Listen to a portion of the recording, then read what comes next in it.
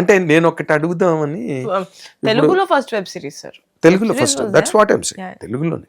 అయితే మీరు వెబ్ సిరీస్లు చేశారు, యాక్ట్ చేశారు, అండ్ సినిమాలు తీస్తున్నారు, ఇప్పుడు హిట్ సినిమాలు తీశారు, and first of it's kind films తీశారు.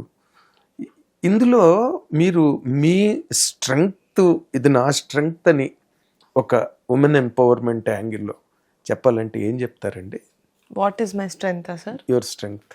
My strength is that I believe my self. అదే సార్ నా స్ట్రెంగ్త్. అవునా? నేను నా గట్ ఫీలింగ్ని నమ్ముతాను సార్, అదే నా స్ట్రెంగ్త్. మనుషుల్లో కానీ వర్క్లో కానీ గట్ ఫీలింగ్ నమ్ముతాను. అది నాకు ఫస్ట్ నుంచి ఉంది అని కూడా కాదు sir. It's something that developed over the years. At least in the last couple of years it became very strong. Committee కుర్రలు వచ్చాక? కమిటీ కుర్రలు ముందు నుంచి, little before committee. Committee was a gut feeling. That's what I'm asking. Committee was a gut feeling. So committee కుర్రలు ముందు నుంచి అన్నా అందుకే. అదే అదే అదే. అంటే సక్సెస్ మీకు గట్ ఫీలింగ్ ఇచ్చిందా? గట్ ఫీలింగ్ సక్సెస్ ఇచ్చిందా? గట్ ఫీలింగ్ని నమ్మిన తర్వాత సక్సెస్ వచ్చినప్పుడు గట్ ఫీలింగ్ మీద కాన్ఫిడెన్స్ ఇంకా పెరిగింది. Okay, understood. Yes, I understood. అంటే బికాస్ బయట పబ్లిక్ నోషన్, పబ్లిక్ పర్సెప్షన్ ఎలా ఉంటుందంటే, వాళ్ళకేంటండి మెగా ఫ్యామిలీ, వాళ్ళు ఏదనుకుంటే అది చేయగలరు, దేనికి కొరత ఉండదు, దేనికి లోటు లేదు, వాళ్ళు ఎవరిని పిలిస్తే just they can call the shots అనే ఒక public perception, which is a truth also. కానీ ఈ జర్నీలో ఎవరికుండే కష్టాలు, ఎవరికుండే ఎత్తుపల్లాలు, ఎవరికుండే ట్రయల్ అండ్ ఎర్రర్ రేదర్, అవి ఉంటాయి గ్యారంటీగా. మీ కేస్ స్టడీలో what are your challenges and what are your hardships ఈ జర్నీలో, ఈ 10 years? మై ఛాలెంజెస్ వర్, నేను ముద్దు బావకే స్టార్ట్ చేసినప్పుడు I was 21 years old sir. అమ్మాయి 21 years, అది పెద్ద ఫ్యామిలీలోంచి ఒక అమ్మాయి అంటే డాడ్స్ లిటిల్ ప్రిన్సెస్ లాగా, అంటే ఏమీ తెలీదు, అంత వాళ్ళ నాన్న చూసుకుంటారు లేకపోతే వాళ్ళు చూసుకుంటారు. No one believe that this was truly mine. నాది అనేది నాదని నేను నిరూపించడానికి నాకు ఎన్ని ఇయర్స్ పట్టింది sir. So that was my biggest challenge sir, that I was young girl. ఆ ల్యాక్ ఆఫ్ బిలీఫే నాకు ఒక మోటివ్ కూడా. అంటే దానికోసం వర్క్ చేశానని చెప్పట్లేదు, but the fact that no one fully believed me, అది నాకు it was like fire.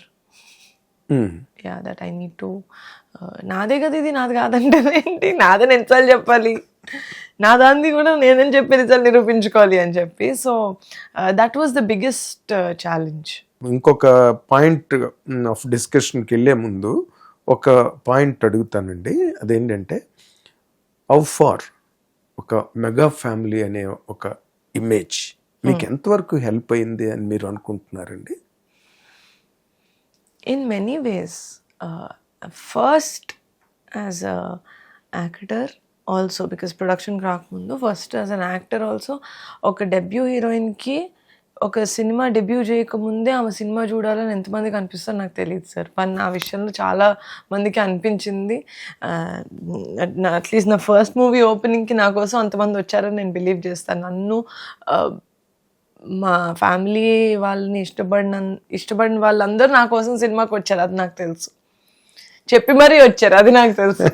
So అది ఒక బ్లెస్సింగ్ సార్. అది మా ఫ్యామిలీకున్న ఒక క్రెడిబిలిటీ, అది నా దాకా వస్తుంది నేనేం చెయ్యకముందే అనేది, అది 100% బ్లెస్సింగ్. అది ఎవరికి ఈజీగా రాదు.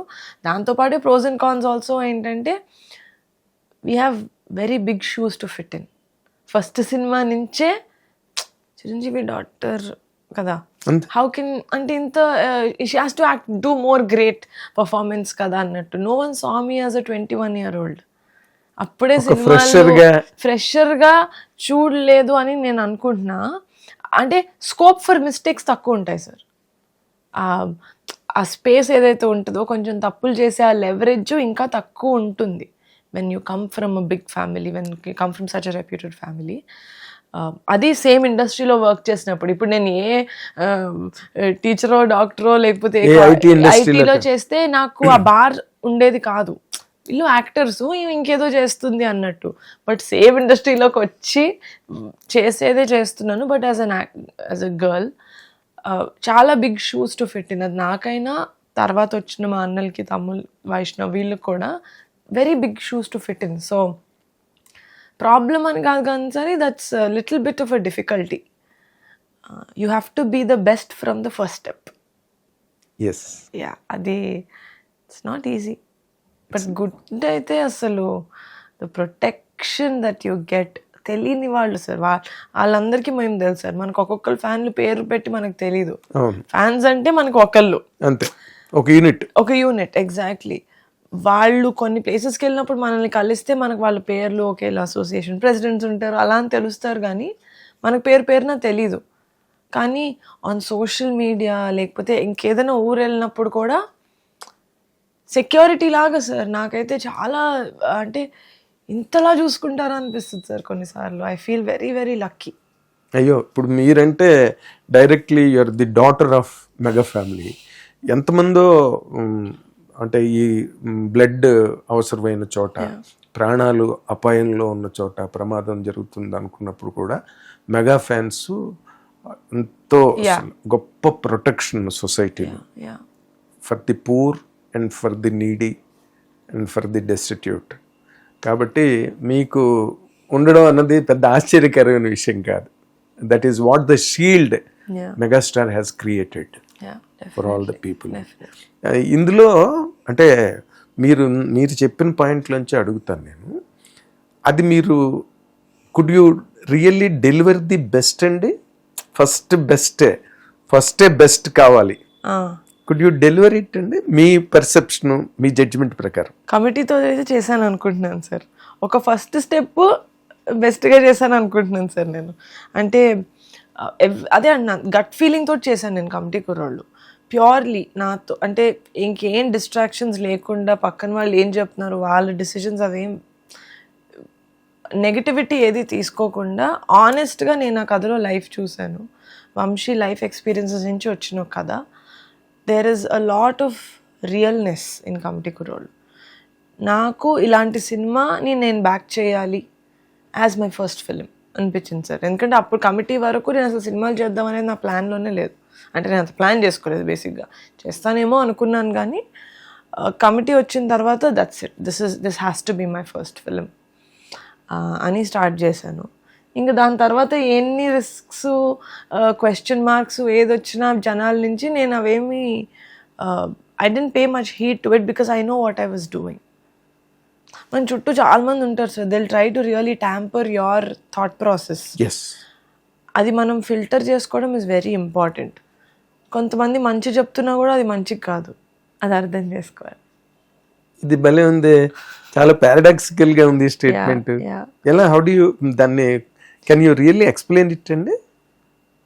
I told in కొన్ని ఇంటర్వ్యూస్లో sir that I have a very close group of friends and my family.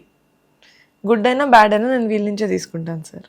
Like if they tell me, Niha this was such a bad project that you did, అసలు ఇది బాగాలేదు అది బాగాలేదు అని నేను ఫుల్గా వాళ్ళ నుంచి తీసుకుంటాను. వచ్చి పాస్ నువ్వు అసలు ఐశ్వర్య ఎంత అందంగా ఉన్నావు ఇది అన్న వాళ్ళ నుంచే తీసుకుంటాను సార్ నేను. నాకు బయట వాళ్ళు నన్ను ఎంత గ్రేట్గా మాట్లాడినా, ఎంత తక్కువ చేసి మాట్లాడినా, అది వాళ్ళ perception, that does not define me. వాళ్ళు నాకు గొప్పగా చెప్తున్నా కూడా దే డోంట్ నో కదా sir. You can never be in my position and deal with life, work and life both. మీరు ఏం చెప్తున్నా కూడా అది మీ ఎక్స్పీరియన్సెస్ నుంచి మీరు నేర్చుకున్న లెసన్స్ మీరు నాకు చెప్తున్నారు, కానీ నా ఎక్స్పీరియన్స్ కాదు. ఒకటే ఫార్ములా అందరికీ వర్కౌట్ అవ్వదు.